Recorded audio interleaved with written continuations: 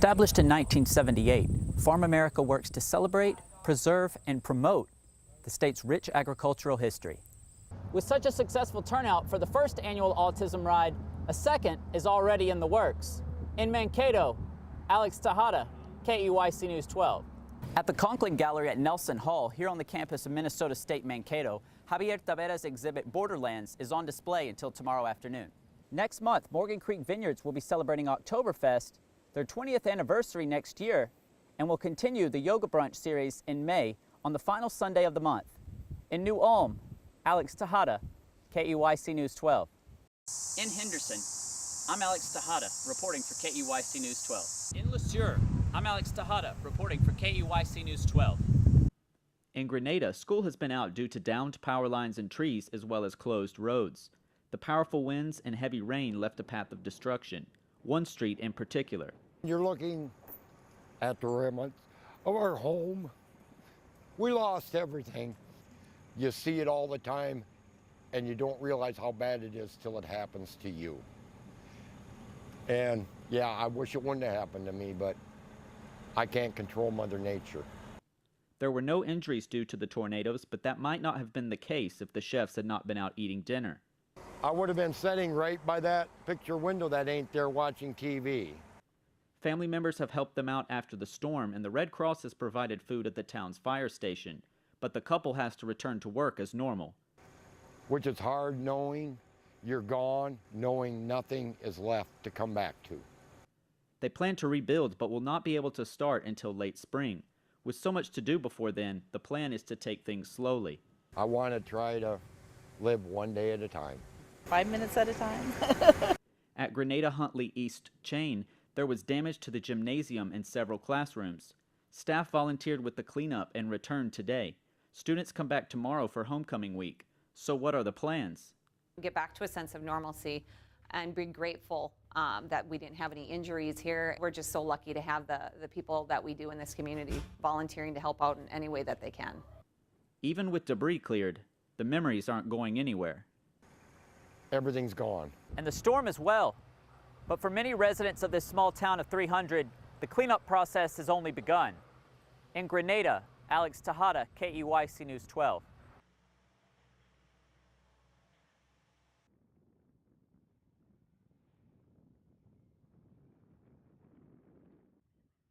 Busy roads can create hazardous conditions for road cyclists. One Heartland man decided to take the road less traveled instead. I did a lot more road and triathlon before, and then actually last summer I got drove over by a car riding road bikes, so I mostly ride gravel now. After a gravel race in Austin with a friend and fellow biker, he has wanted to get people together for a similar experience. The first Manchester Gravel Ride pub crawl has done just that. Gravel riding differs from road racing in a few subtle ways: the terrain, width of tires, and space you give your fellow riders.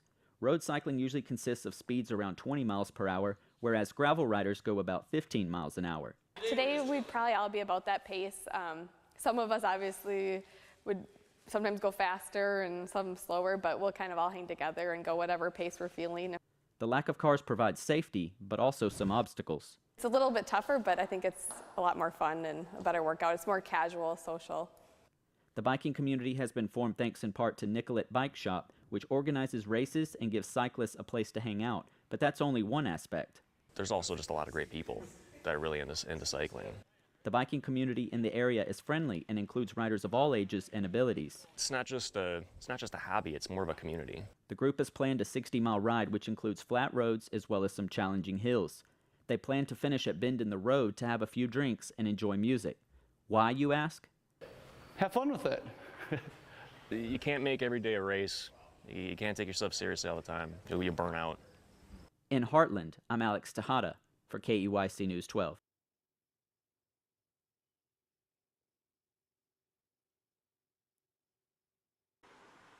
From its opening in '93 in Faribault and in '97 in University Square to the move to Mankato River Hills Mall in 2007, Toontown has attracted a following of repeat buyers.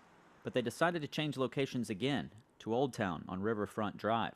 Despite the location change, Toontown has retained many of its loyal customers. But what's the secret to the store's success? The college really helps out a lot.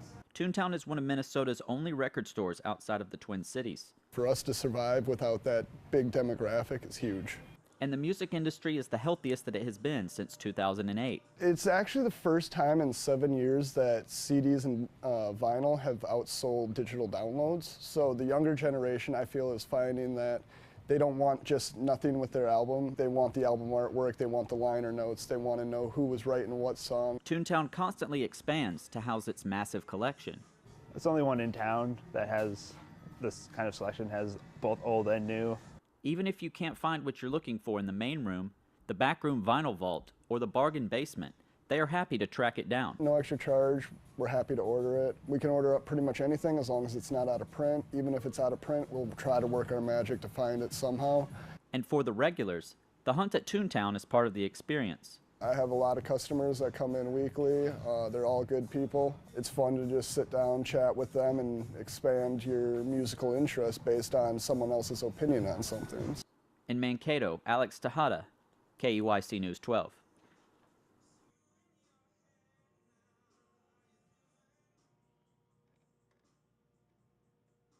"3 weeks in a row, Dex," Leah grinned. Second grade teacher Patty Fitzgerald calls herself a lifelong learner. She has 22 years of experience to go along with her business and finance degree in addition to her elementary education credentials. After teaching 3rd, 4th, and 6th grades, Mrs. Fitzgerald has spent the last few years with 2nd graders. Upon hearing about her Golden Apple Award, she was thrilled to receive the news. My heart grew. I was full of joy. I was surprised. Just all kinds of great feelings. She works with learners at all levels and does so by engaging with students as well as taking the time to listen to them. She focuses on helping them learn problem solving and other lifelong skills in the process. So how do the kids and parents feel about her? Love her, love her. Mrs. Fitzgerald is well loved. She's always got a kind heart, a quiet voice, great routines, expectations. She does a great job of reaching all her kids and reaching all her parents. Working as a team with the parents is part of her style. She also assures them of several things. That their child matters to me and they're going to be safe. When they send their child in here, they're going to learn, they're going to grow.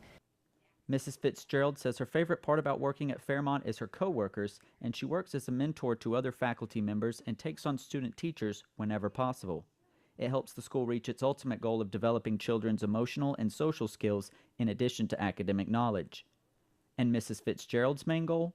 Just making sure they're always challenged at whatever level they're at. In Fairmont, Alex Tejada, KEYC News 12.